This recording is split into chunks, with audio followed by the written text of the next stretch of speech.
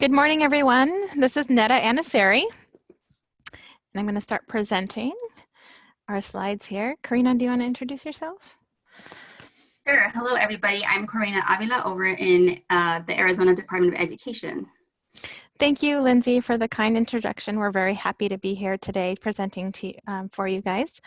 So I'm going to go ahead and go to the next slide with no more introductions. Thank you, Lindsay. I want to talk to you a little bit about my organization and who I work for. I work for the Outreach and Technical Assistance Network, a state leadership project here in California. And the Outreach and Technical Assistance Network is short. We shorten it and call it OTAN. So oftentimes you'll hear me refer to it as OTAN. OTAN provides training, face-to-face and online training for California agencies that are funded through the WIOA Title II grant. And we also do the California Department of Ed programming for all the deliverables. We reach our teachers and administrators through our digests and our news on our website. And if they subscribe to our website, anybody can subscribe to our website and our YouTube channel. And we provide regular digests that help administrators and teachers in their positions. We also, on our website, today we'll talk a little bit about our Teaching with Technology tool and the resources that we have available. In addition to what we do, we also host a technology and distance learning symposium for all of our agencies that are funded through the grant.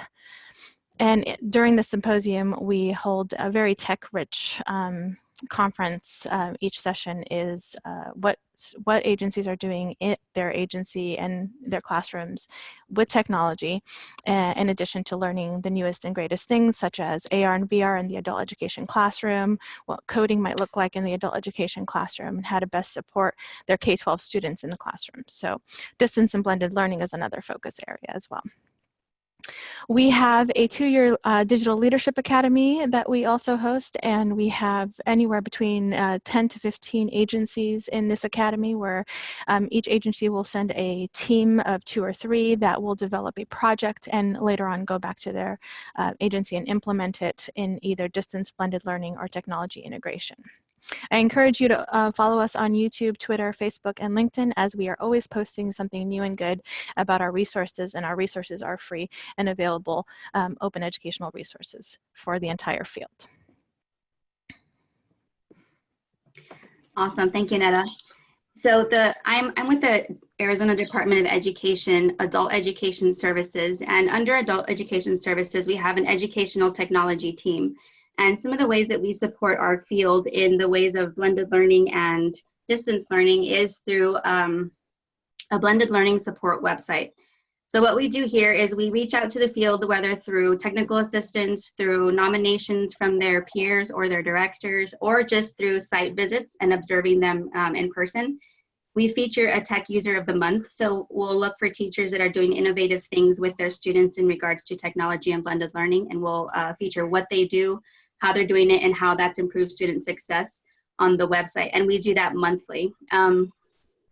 Each month we'll also feature a different digital tool, tips for success for state provided digital curricula, which we provide Burlington English for the state, for the ELA side, sorry. And then for the AVE side, we provide Odysseyware. The website also features announcements, training dates, webinars. We try to do monthly webinars for our digital curricula so that teachers can utilize it properly and effectively. And then on that as well, we have a kind of a summary of our blended learning practices in Arizona. And you see that here on this infographic, that we try to make things, like they said in the introduction, faster, easier, and more meaningful. So an infographic is kind of a one-stop shop for teachers to see what is approved, isn't approved as far as Arizona blended learning.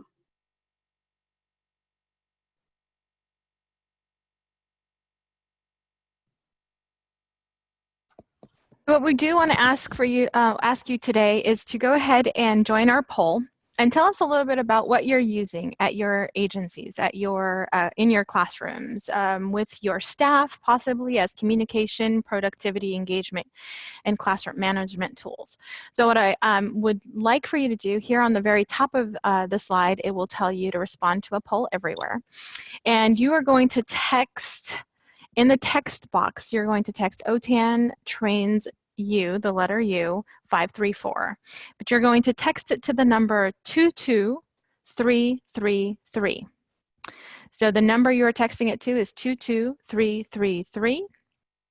And in your body of your message, you will type OTAN trains you, all caps, 534. Once you join, it's going to ask you to write down what tools do you use for communication, productivity, engagement in the classroom, in classroom management. Let's take a few seconds to do that.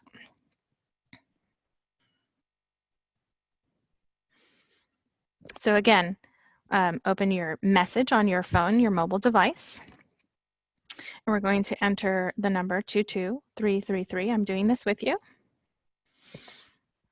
And inside your body of your message, you're going to type OTAN trains you, and you can see live that your responses are coming in.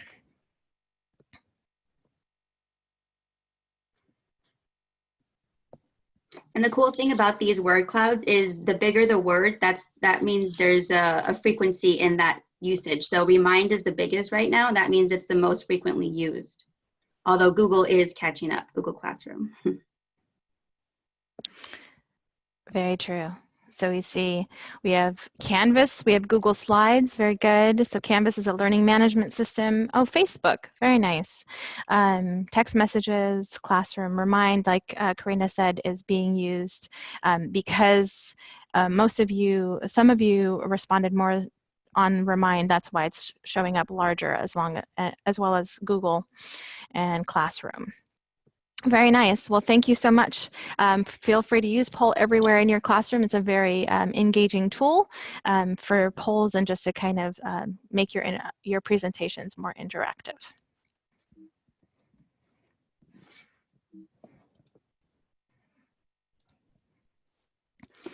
All right, so we're going to go ahead and hear from Karina and some of the tools that she uses in Arizona. Awesome. Thank you, Nana. So just to give you guys kind of a heads up, this is going to be an interactive format.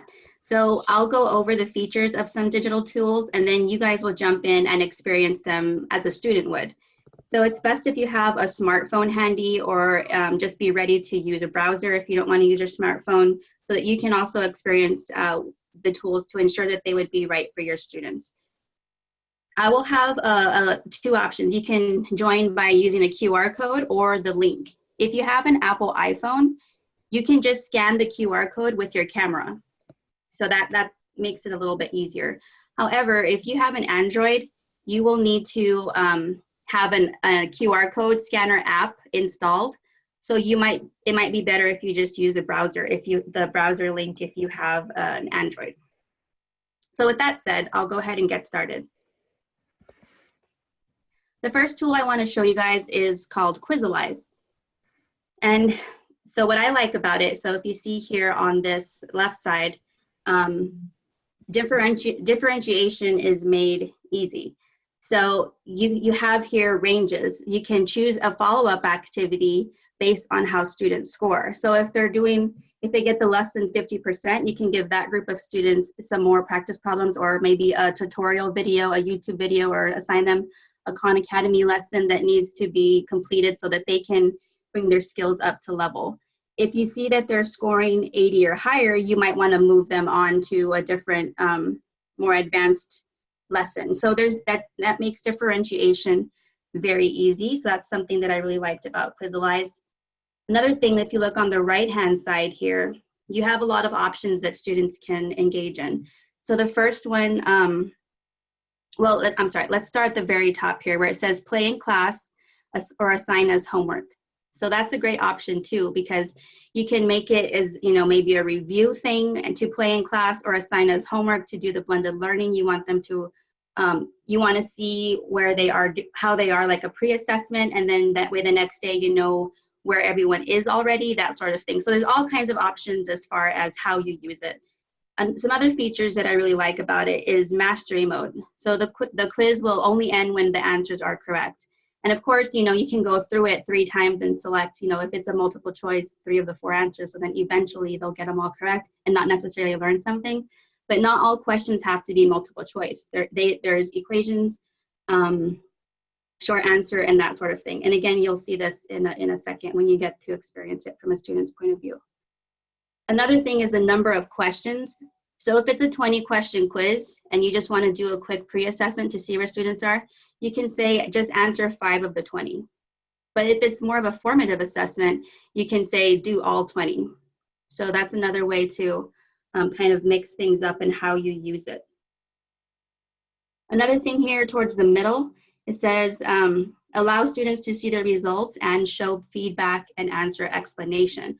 So you can type in there what the correct answer is and why it's the correct answer. So that really helps students who didn't get it right, if you don't have it on mastery mode and they didn't get it right, understand why they didn't get it right. Next slide, please. And then it also has this really cool dashboard that I like, and it shows you where students stand. So if you look at that top one, it says, 4 are almost there, 1 is doing really good. So that tells you, you probably have some reteaching to do, or they're not quite understanding what's going on. And then it gives you the question that they're having the hardest time with, or the one that's most frequently missed. And then it gives you some other information.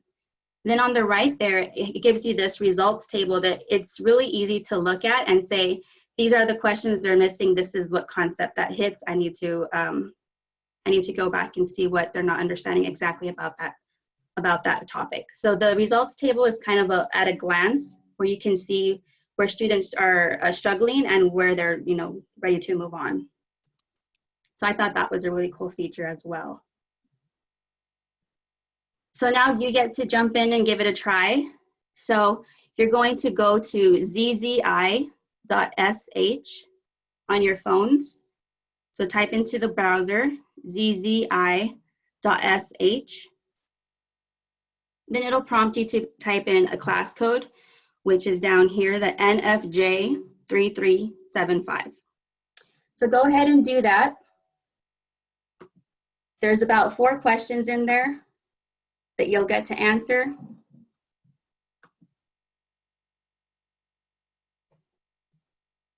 And you'll experience 4 different types of questions as well. So you can see the types of things that are put in there.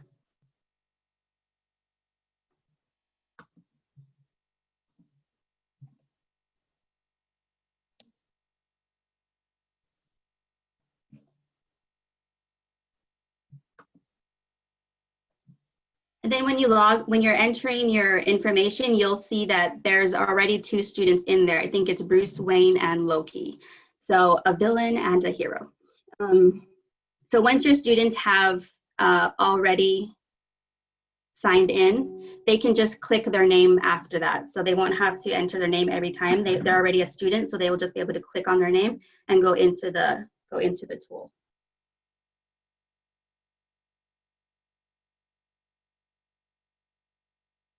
Okay, so far I see that 4 are nearly there, 6 are strong, and 23 haven't played yet. So there is some engagement going on. Thank you for participating. It's kind of hard when it's on a webinar to see if people are actually doing it or not. But we've got about 40 or 50 people in there right now, so that's awesome. You will see that there's a math equation, so you can enter math equations however complicated you want, although I will say that the more complicated the equation, the more complicated it is to put it in there, because there's certain formulas you have to do. It's almost like coding. So sometimes it's better to use the already made quizzes, which there are a lot of. So you can search the already made quizzes and you can copy and edit them. So that makes it, that helps with the time as well. If you just copy and edit, you might want to just remove some questions, add a few of yours in, but start with a shell. Starting with the shell makes it very helpful. And then you'll also see that you can add sound. I don't know if you've gotten to that question yet, but I don't want to give a spoiler, but hopefully you identified the animal that you heard. That is just an example so that you can see that sound can be added, maybe for LS students that might be helpful. And I'm going to go ahead and move on for the sake of time, but I see you guys are still in there. Thank you for that. So next we have FLIPGRID. And to be honest, when I first heard of FLIPGRID, I wasn't really a fan. I was kind of skeptical because I thought, who's going to want to make videos of themselves and submit them? I'm not a selfie taker. I'm not big on video, pictures, that sort of thing. So it didn't appeal to me. But then Snapchat happened, and I realized there is a demand for this, and people do want to take videos of themselves. I forgot that it's 2019, apparently. So once I saw that Snapchat was catching on so quickly, I thought FLIPGRID is basically, can be used as an educational version of Snapchat. So I started looking into it more and found that it really does have a lot of cool features. So for example, let's start here at the top right. I've been having trouble with my left and right for some reason, right, Stacy? But it is the right side. So first, if you look at the video response time, I think this is a great way to differentiate. So for example, it goes as low as a 15-second response video all the way up to a 5-minute response video. So perhaps a lower level ELA student is only capable of submitting a 15-second video to practice their speaking, while a higher level ADE student can submit a 5-minute presentation or video. And then there's everything in between. So I think that's a great way to differentiate. And then looking at some of the features over on the left side, we also have, you can allow downloads, so students can download their videos after creating the response, so then they have it on their, in their files. Captions, you can display auto-generated captions. That's also helpful for the ELA students. You can receive notifications when things have been submitted. So these are just little things that kind of go a long way. Next slide, please. And what I like, if you look down here, bottom left, there's the student-to-student reply option.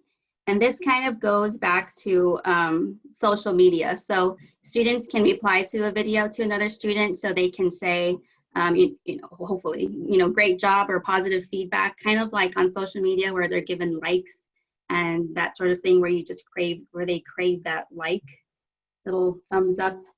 And then on the right side, what I like here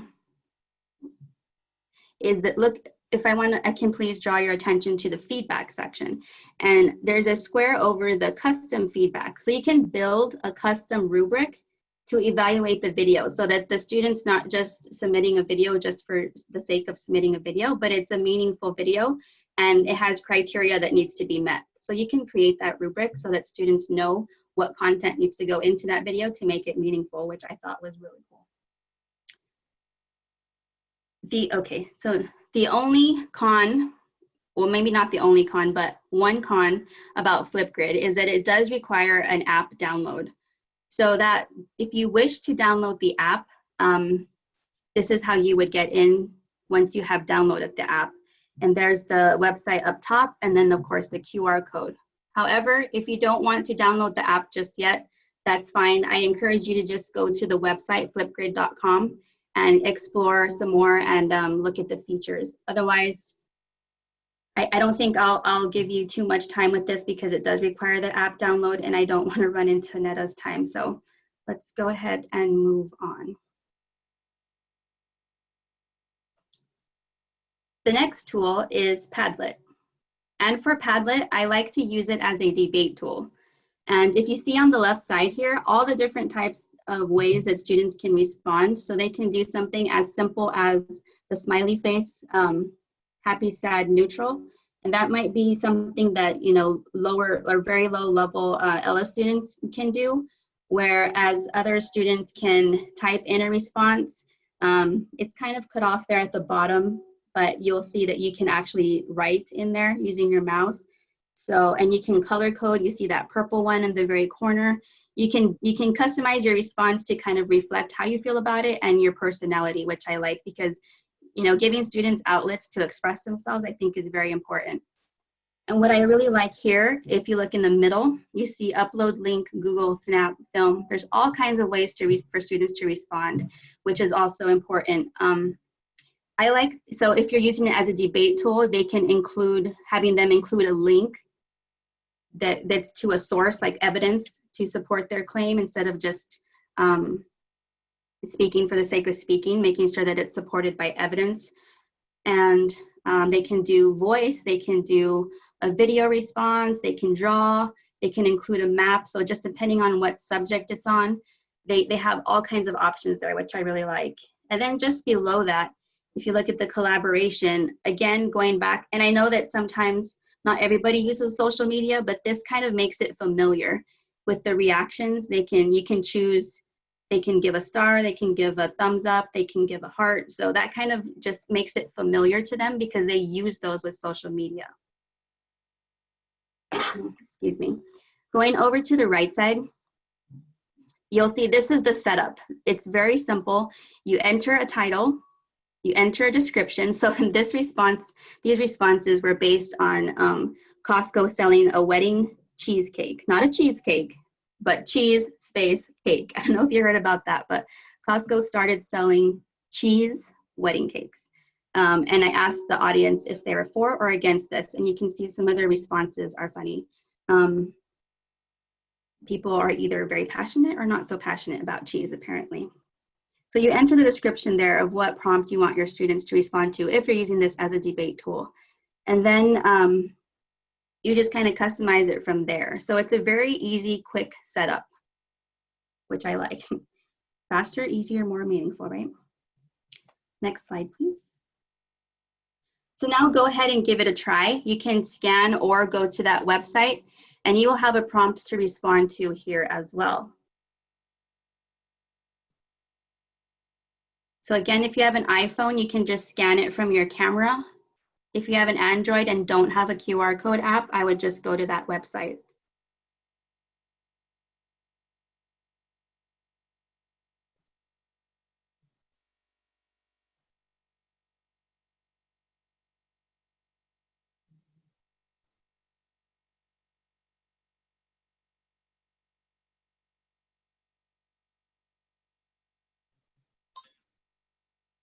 Okay, we've got a couple of responses in so far. Ooh, it's pretty split right now. Mustard, I'm there with you.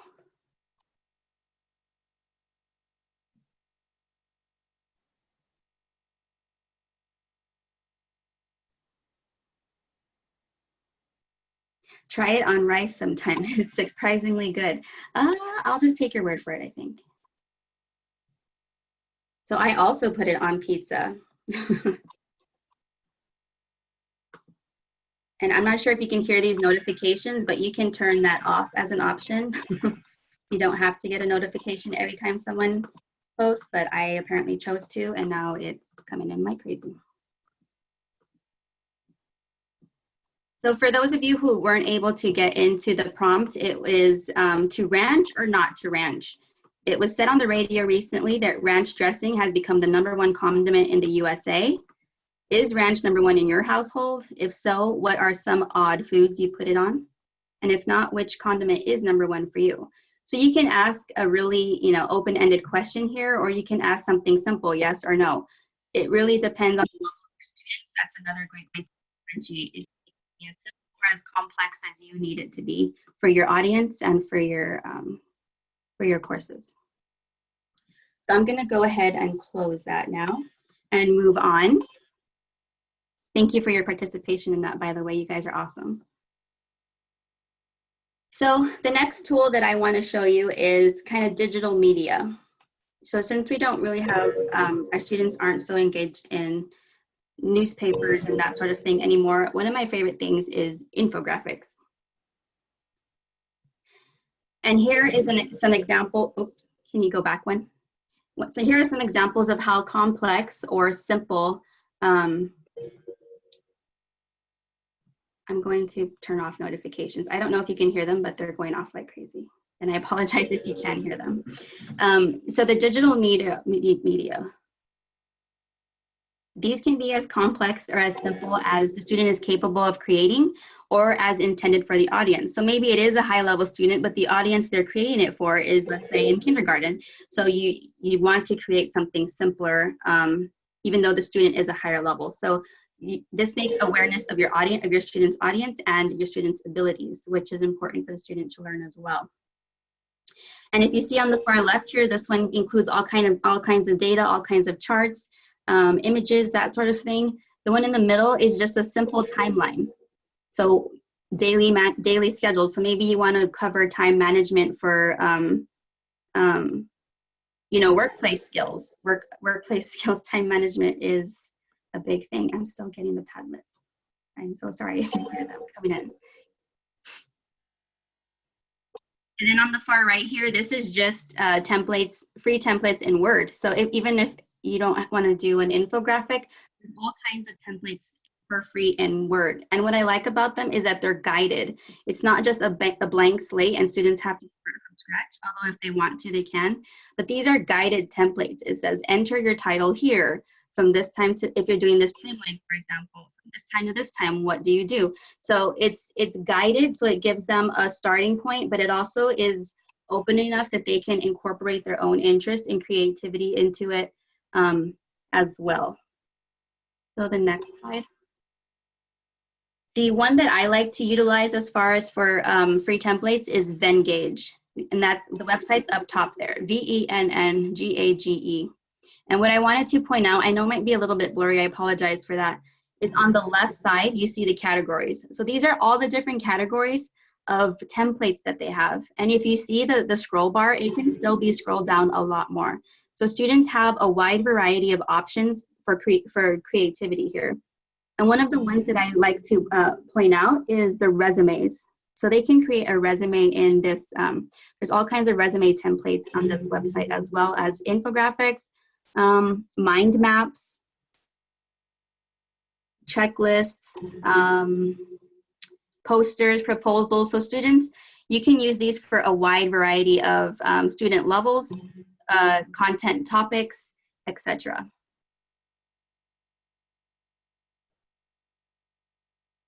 And then the last one I want to showcase is Loom, and the website for that is useloom.com.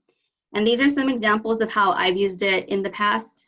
On the left here are tips for success. So if you, in your class, you have frequently asked questions that you want to address, this is one way to address them without having to type the response every time. I created a video for each week of the course that I teach.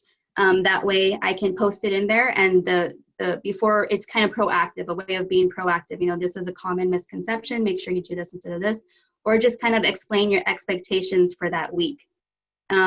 You can do, so if you look at the tips for success, that's just screen capture and audio, whereas that bottom one has my face, unfortunately. And that's a welcome video. So I welcome them to class with my face, so they can kind of make that teacher connection if you're doing distance learning.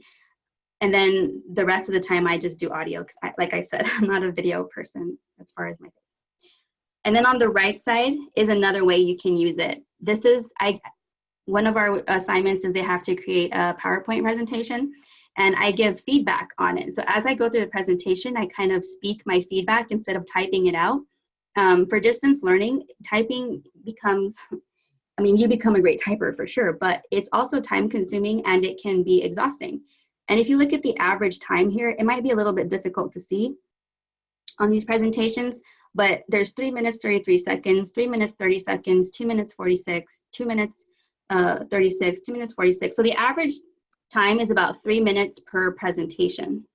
And if you think about how much time you spend reviewing an assignment, typing up the feedback, and then if you type it up, let's say in Word, and then paste it into the LMS, that takes longer. So this definitely cuts down on time. And, okay, next slide, please. And these are some, so if you look at the right side here, these are the options you have to record. You can do the screen capture and the camera, the screen only, or the camera only. So you have all kinds of options that you can that you can choose from, and it's a plugin right in your browser. So if you're on a screen and you say, hey, this would be really cool for my students to check out, you can just click right on the plugin or the add-in or the Chrome extension, depending on what browser you're using, and begin recording right there. So it's very convenient. And then on the left side here, again, I know it's blurry. I'm not sure why, but it is. These are the notifications that you get. So when a video is viewed for the first time, you'll get a notification, which I like, because you give that feedback and you want to know, well, did they see it? Well, you are notified when it's opened for the first time. And then once you open it in the full website, you get more information as far as how many views and that sort of thing. But in a nutshell, you just get when it's viewed for the first time. Yes. Alrighty, that sums up my part. Any quick questions? There's only about 20 minutes left, and I know Netta has some awesome tools that she needs to feature. So, Karina, for QUIZALIZE, there's a question that can it be used on Edmodo? I'm not sure if it can be put into Edmodo.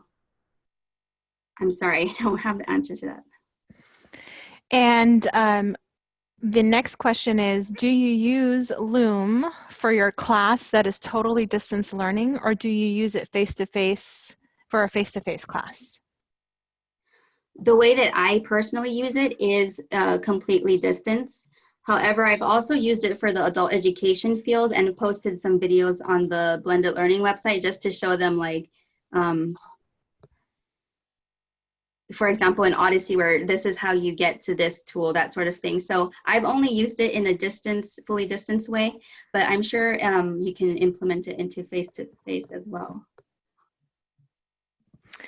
Okay, and a lot of the questions that are coming in are these resources or apps free? And we are showing you all free apps today, and at least the free version and what you can do with the free version. Of course, most of the time, resources or apps, there are options to get a premium version that allows you to do maybe a little bit more and has more bells and whistles. But Right. For today, we are showing you what you can do with the free part. Absolutely, yeah. And then in the Q&A box, remember, put your questions in the Q&A box. And Karina, somebody missed the infographics and would like the URL for that. Yeah, so the URL is on the slide, and at the end of the presentation, there will be a QR code that you can scan to get these slides. Okay. And I'm going to go ahead and get started. So we are going to dive into a couple more resources, and I might go a little bit fast, but that's okay. We're going to go ahead and post this on the COA website, and we're also going to leave you our contact information so that we can be of help that way as well. So I wanted to, of course, show you what we have on our OTAN website at your fingertips and for free. And so we're going to dive right into that live. And on our OTAN website, which is otan.us, is our Teaching Tools and Resources tab. And at the very bottom here, you'll see the Teaching with Technology and the web-based activities. And so I'm going to go ahead and start with web-based class activities. And we have subject matter experts that actually create step-by-step directions on how to use a particular tool in your classroom. So one of our subject matter experts published this for August, and she wants you to start your year with Google Drive, Docs, Calendar, and Keep. And she will walk you through this resource on how to get that started. So if you have interest in how to get started with Google Docs and Keep and need some more guidance there, you can definitely read August's. But if you scroll all the way to the bottom of the page, you'll also see some older published web-based articles. So we have Creating Virtual Reality Units and Interactive Images using ThingLink for July. For May, we had Keeping Students' Attention Delivering Interactive Lectures with Pear Deck. Accelerated learning with EdReady, and so on and so forth. So you can see here that we do web-based articles, and our subject matter experts create step-by-step guides on how to use them. Just for fun, I'm going to go ahead and click on keeping students' attention, delivering interactive lectures with Prayer Deck. And you can see here, Christy Reyes posted this for May, and she tells you a little bit about the resource and then actually breaks down how to use it. So please utilize this tool. Again, teaching tools and resources, web-based class activities. But now I'll go into the Teaching with Technology tool. And our Teaching with Technology team creates resources that can help you in your classroom for specific program areas, ABE, ESL, ASE, and so on. So I can go into, for example, my ESL group and say, you know, I really do need some resources for more of my beginning low students. And I might need to do a little bit more with reading. And then I can go ahead and click search. And now I have 99 resources that I could use, free resources that I could use for my my ESL beginning low students in reading. And so if I click on one of these resources, I'll go ahead and click on the top one, activities for ESL students. Also, this will walk me through detailed items that I could use in my classroom. So it tells you what the program area is, the website, technical equipment that you're required to use, a little bit of the activity description, how to prep for it, some tips, the direct website, and some of the standards that it applies to. For us, it would be applying to the CASA standards. All right. So that is our OTAN website, and please feel free to use the resources on the web-based class activities and the Teaching with Technology. I do want to point out, though, on our website is always a brand new news story, and I do want to give a shout out to my coworker Anthony Burek, who really does a fantastic job with our content management and always keeps a nice top story here about, he has a back to school series right now, but adult education specific news and other helpful resources, and they're always posted on our social media. So definitely, if you have some time, definitely look at our news. If you want to look at older news, you can go to this area here where it says more news, and you'll find the previous articles. Okay, we're moving to the next.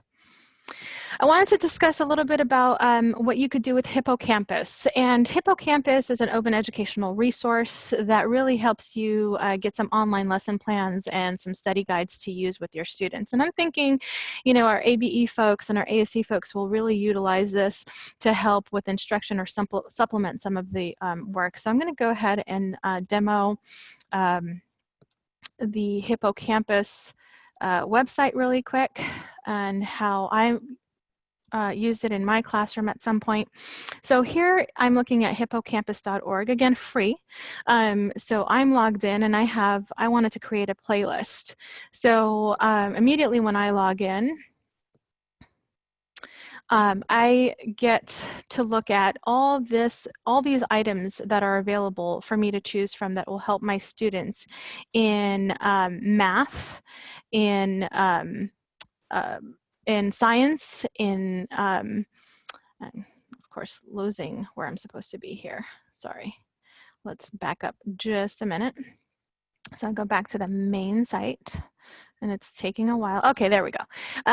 So it will tell you can browse your subjects. So you have your math, you have your sciences, you have your economics, history, government, and so on. So ASC, I think, you know, this helped with my students that were really struggling with economics. This helped me better guide them, and they're getting their classroom instruction, but this was some supplemental material for those that were struggling. But I want to get specific in math, for example, and I want to start creating some playlists. And I apologize, I'm having a hard time having this refresh faster. But I want to focus on some playlists for my ABE class, and that might be some math assistance for some of my ABE students. So right now, I've created a playlist that has a couple of math items for me. So I went into some of my topics. Okay, arithmetic and pre-algebra, right? And I said, oh, you know what? I think I want them to do more on the number from 1 to 100. So I can move this over to my ABE class and it'll highlight in blue. Both will highlight in blue and I can add it to my playlist. And so that is a playlist that is generated for you as a teacher, but you can also teach your students to create their own playlists as well. If in fact you want to use this as more, so students can always spend their time here and add some supplemental additional help, you can create some other playlists and just link to other help. So I created a playlist and I grabbed a video from YouTube and I linked some additional help here. So I'll go in to my playlist. And here's my video that I linked. And this was out of YouTube. So you can not only grab playlists from the Hippocampus website, but you can also use it as a library of other options as well. Okay, let's go here. So Sue's playlist, this is my Sue student over here. She doesn't have any items and I want her to focus on, let's say, some arithmetic. So we're going to use a developmental math arithmetic portion here, and I want her to focus on whole numbers. And I'm going to start creating a playlist for her. And I can drag and drop and drag and drop. And now she has 2 in her playlist, and I can assign that, and she can go in, and now she'll have some videos and assisted help so that she can have some supplemental material to work on her math. This is a great resource. I think it's underutilized. I think it's a great additional supplemental opportunity for your ABE, ASE students to really gather some of that knowledge if they're struggling, especially in some of their classes. There's a variety of subjects to choose from. And then, of course, they are collecting their material from FET, the NROC Project, Khan Academy. So all of this material, this is where they are coming from, these collections. Okay, so let's see. How am I doing on time? Oh, not so good. Okay, let's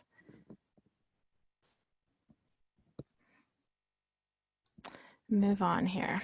All right. So I did notice that some of you in the poll everywhere said that they use Remind, but do you know about Blooms? So I'm not going to go into the resource because I am low on time and I do have 2 other resources to share with you today. So what I do want to say for those of you that are trying to reach your students where they are, right? So you are sending text messages, and the art of remind.com is that you don't have to share your number, but you can create group discussions and communicate with your students where they are.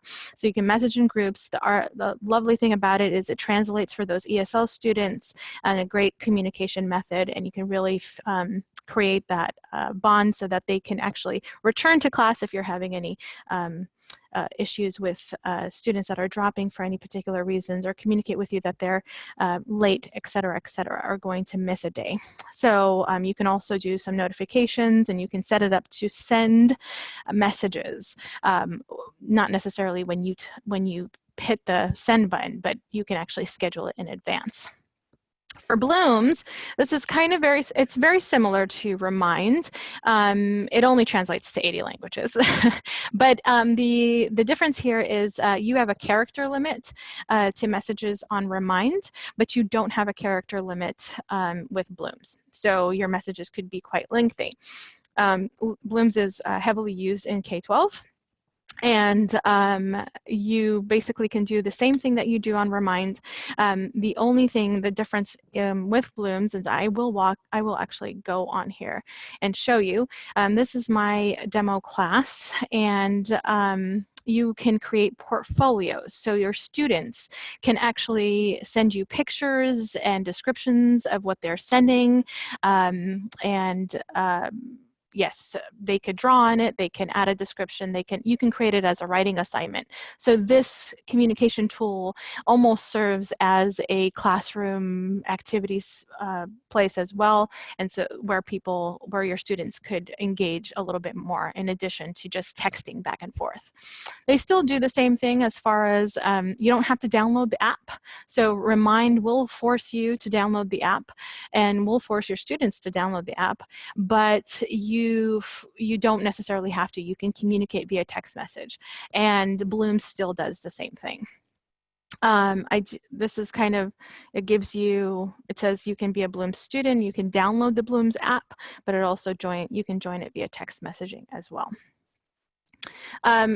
Again, it's K-12 heavy, so there's a behavior management section here, but you can turn that off. That's the beauty of Bloom's. You can turn off that feature. But you can keep the student portfolios feature if you want to do more of that work and engagement via Bloom's with your students. And of course, there's that parent-to-parent communication that we don't necessarily use, but if you wanted your students to communicate with each other in that platform, you can use Bloom's for that reason as well. So team activities, group activities, and so on. All right, so I do want to show you Mentimeter. And Mentimeter, think of your PowerPoint presentations, your slide deck presentations, any presentation that you create, but more interactive. So a lot of the time we create activities and slides on our PowerPoint and or our Google Slides, but the reality is we have this new tool called Mentimeter, and Mentimeter lets you create your presentation online. So I am here creating, so we'll do this activity together in just a bit, but if I created a word cloud slide out of Mentimeter, I created a quiz slide, I created a quick, also another kind of competition slide, and a brief, thank you slide. And what I like about Mentimeter is that it gives you those options here. So here's my brand new slide. This is my presentation tool. This is how I'm going to present. Let's say I'm going to present at a next conference, or I'm going to present with my students. I could build my slides on question type. I can say that I want it to be a question, multiple choice. I want it to be a word cloud. I want it to be out of 100 points. Or maybe I want it to be a little bit of a friendly competition, or maybe a Q&A. I can do that. I can also create my Mentimeter as well, a quiz. So I can create this specifically as a quiz. So think Kahoot, think QUIZALIZE, think quizzes, but I can make it an interactive quiz as well. So I can have them either select an answer or type in an answer. So you can create that. Or maybe I just want it to be just a regular slide. So I want it to have, I have a heading slide, a paragraph slide, and if I wanted to insert images. So it really allows you to do some different things here. But I just want to show you what I like is not only do I have the ability to create my slide deck and at my fingertips have, this ability to change it and make it more interactive at my fingertips, but if I click on image slide, I have the ability to say, oh, I want to add an image. And if I go to add image, I can, not only has it already defaulted to being a copyright image, so I can go onto Unsplash and look for a library of images, and they are free to use, meaning nobody's going to come after you, right? They're Creative Commons, so I can use any of these images. So that's good. You don't have to get in trouble there. You can search images directly from this resource. Or if you really are feeling fun, you can add a GIF. Come on, who doesn't like GIFs? Right? GIFs, I only speak now in GIFs. So if you're ever texting me, this is how I speak. But you can also create your presentations and add some fun to them here directly. I'm going to go ahead and delete this particular, oops, we're going to delete the slide, but I want to go ahead and show you this live. So what I want you to do for me, please, is, one second, let me activate this for you.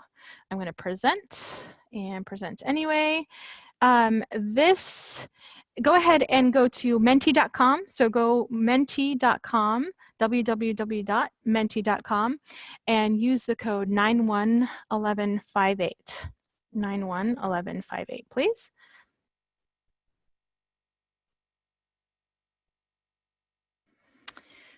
And once you enter, please answer those questions. So the first question is, how did you hear about this webinar? And you see my image. I got it out of Unsplash there.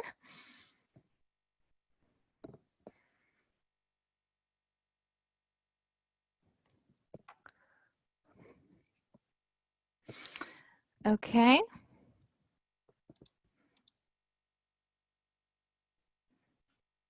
How are we doing? Are we going through this here? All right. So you can see the fun that you have using, so I have 83 participants, 86 participants. Oh, pretty cool. Okay, so you're going to go through my, and then I'm going to ask you to do the same thing with the same code, and I will go ahead and present this next question. It's a quiz, so I'm waiting for players. Same thing here. Please go ahead and add your code.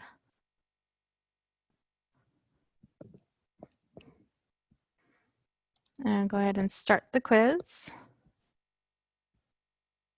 And you see my GIF? Is everybody impressed with my GIF? All right, well, Mentimeter really made it easy for me there.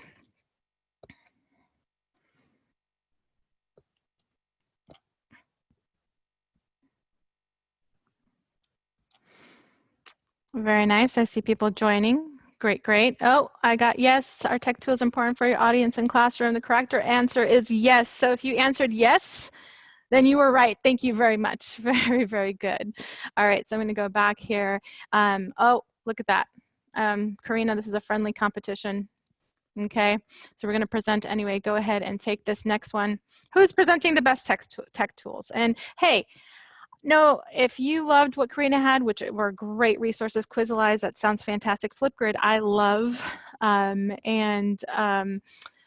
The image source, the infographics, I'm definitely going to utilize, and I absolutely love Loom. So Loom was another resource that our subject matters created and put on our website. So go ahead and let us know how you feel. All right, I'm going to show the winner. Well, let's see how that goes. Come on, come on. We've still got people coming in. They're locking in their answer. I'll give you candy. No bribing, Karina. No bribing.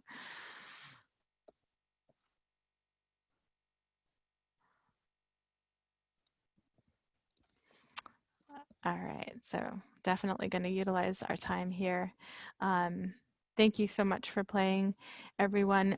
You could see how I created my Mentimeter here, and then of course, if I present to you, my last slide here, present anyway, is thank you, and I added a GIF, of course. Yes, thank you, James Gordon.